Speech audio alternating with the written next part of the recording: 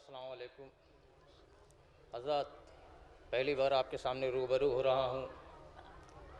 एक मतला दो शेर की ज़हमत है बतौर क़ासमत फरमाए।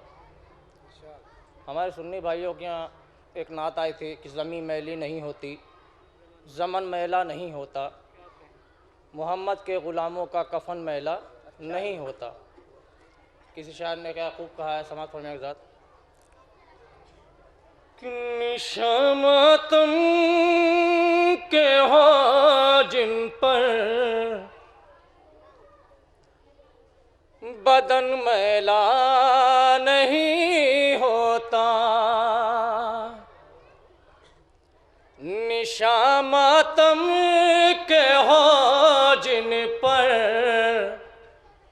बदन मैला नहीं होता, कि निशामातम के हो जिन पर बदन मैला नहीं होता, अरे लिखी ना दे अलीगर हो कफन मैला नहीं होता,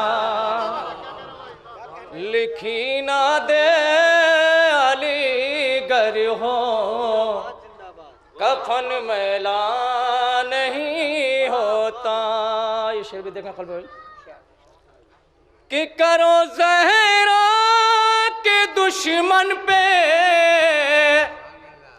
अगर लानत ज़माने में, करो ज़हरा के दुश्मन पे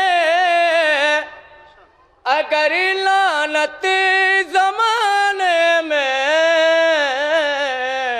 ये वादा है कि मैं शर तक दहन मैला